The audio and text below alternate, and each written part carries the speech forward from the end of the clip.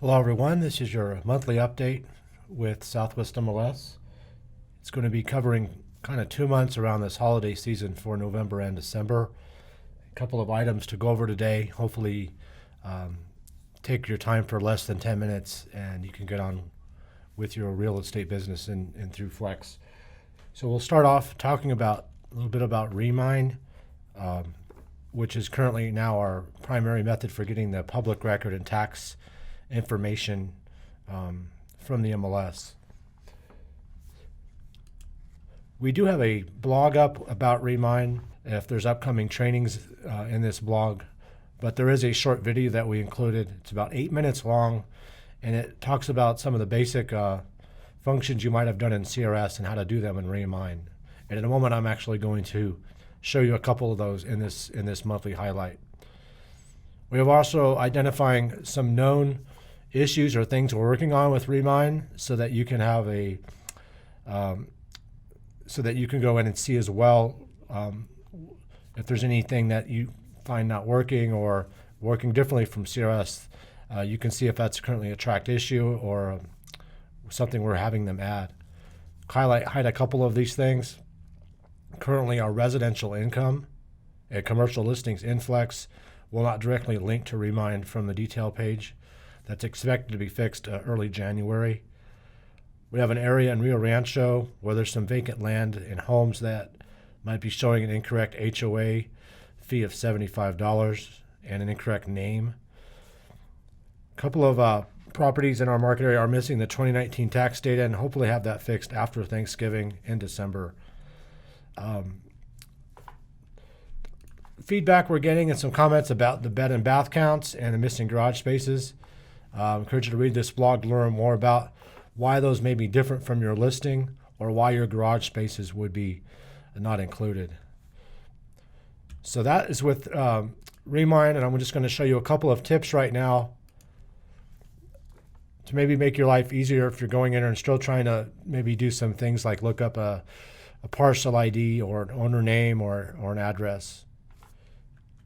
So I am in the Remine system, and I got there from the Flex menu, and it's under Products. And it should launch that application into a new window. So from that search section, at the top of that address bar is where I can do a lot of quick lookup information. First one is name. So if you type in their first name and last name and a city after that, if I'm looking up a particular owner name or name in the city, that'll help me locate that person much quicker.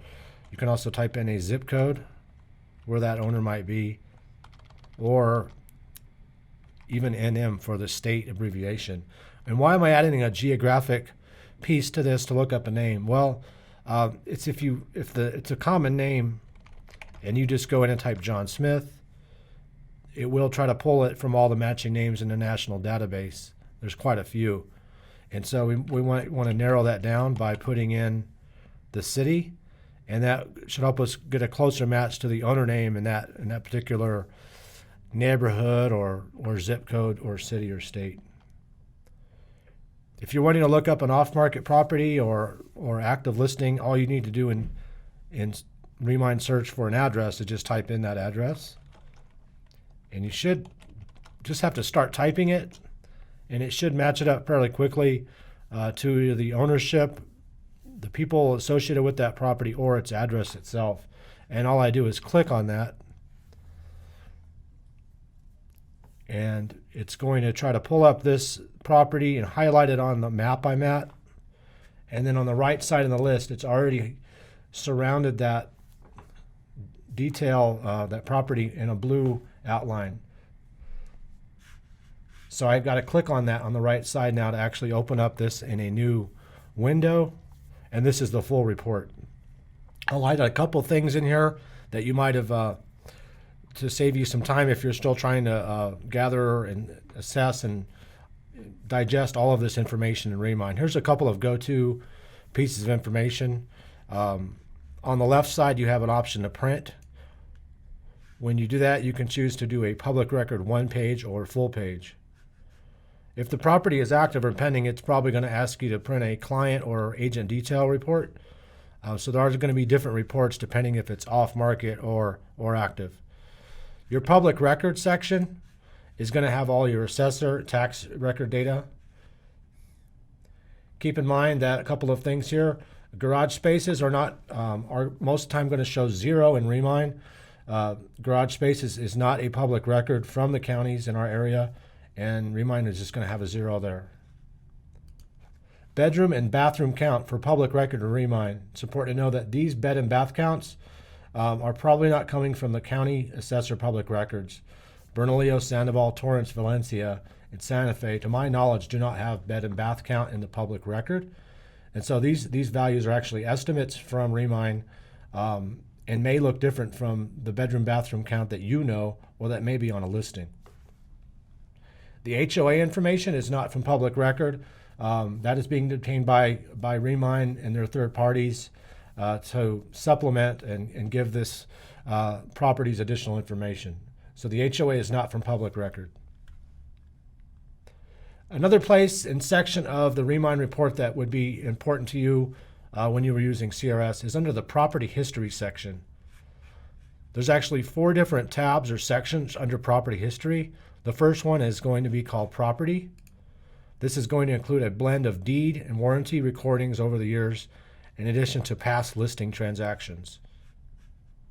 Under the mortgage section, if there were any, it would show me the history of the mortgages on record for the owners of this property, tax, and assessments. So as you're using the Remine system, if you happen to come across issues where you feel the information is wrong, please contact us directly at mls@gar.com or call us. We would like to know that address and specific information and work to understand why it's wrong, if there's a problem with pulling it from the county or if it's with Remine. So encourage you to send us those things if you find anything incorrect in the system. Let's move on with our lives and go on to the next section for this monthly highlight. If you used the overlays in Flex before, then you might have already found these new overlays, but I will introduce you to this in the quick search menu. When you do a quick search, you automatically have the map open available. And when you go up to that map in the upper right corner under overlays, you have Albuquerque zoning. And when you zoom into that parcel level view, you can identify the boundaries and zoning code for Albuquerque. So what's new? Well, in the overlay list, if you're not aware, there is a new one for Rio Rancho zoning codes now. We're happy to have had Flex work on that the last couple of months. And now if you're putting a new listing in or doing a search for comps in Rio Rancho, you should get the zoning boundaries to help you locate the correct zoning for the property and determine the land use. So Albuquerque and Rio Rancho, right now the only cities in our area that have their own zoning overlay in the MLS. So happy to announce that. Next one, I will talk about what is super using. It's a term that we've used here at MLS to talk about the way which a realtor can work as another realtor at that same office without using that other realtor's password. So once you've been enabled at your office for super using, it's just a matter of going in the upper right corner of your Flex screen and clicking on your initials. And if you have super using enabled, it should show you this little pop-up window, and then you can hit change user. And anyone in the MLS that you've been authorized to super use as will be in this list. And you will click on their name and you'll end up super using as them, and you're into their account to do the business that they are having you do, whether it's manage their listings, change prices, add photos, manage their transactions. So that's super using. It's just important to remember when you are working as another realtor in the MLS, go ahead and go back to change user and click the box that says quit SUing. And that will put you back in your own Flex account. Because if you accidentally leave yourself super used as another realtor at your office when you go to GAR the next day, you're probably going to show their profile. So there is a dedicated form under the GAR website under Forms, and it's called the Super Use Request Form. This form does have to be completed by the qualifying broker at your office, and they need to specify your name and who you're super using as. There's a couple of disclaimers and information that the QB needs to have knowledge of regarding how that access is used in the MLS. So that form is at GAR. It does need to be filled out by your QB and sent into the MLS office for us to enable your super use access. 2 more items today. We're going to talk about 2 new changes coming to Flex on December 3rd, 2019. One of them is a new field for listing input. After December 3rd, on a residential listing, you will see a new field in the list called Sign on Property. I don't have it available to show you now, but Sign on Property is just simply going to ask you yes or no. Is there a physical sign out front on the property?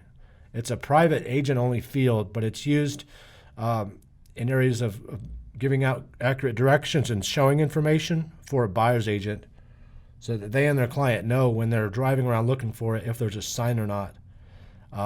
For example, if you're listing a property in an exclusive community that doesn't allow signs out front, but it's still for sale, it's helpful to know in the directions and on this new field so that that buyer's agent knows that they're looking for a house without a sign. It makes it much easier for them to locate the property. So that's the purpose of that field. It's coming December 3rd. One last update to finish the year. On December 5th, 2019, there will be some changes in Flex that is going to allow you in the MLS to change your home page. There's a little animated example on the screen showing how you go through your general preferences to turn on this feature. On December 5th, you can make the Flex Quick Search your Flex homepage instead of the default dashboard. What does that look like? Well, right now, this is my dashboard right now on Flex. After December 5th, if it's enabled in your preferences, you can just have this screen right here be your launch page when you log into Flex. So that's coming around December 5th. So thank you for watching. We'll tune in again and see you all in 2020. It's been a great year, and we appreciate all of your feedback and regarding any of our products and how we can improve them. So we'll see you next year.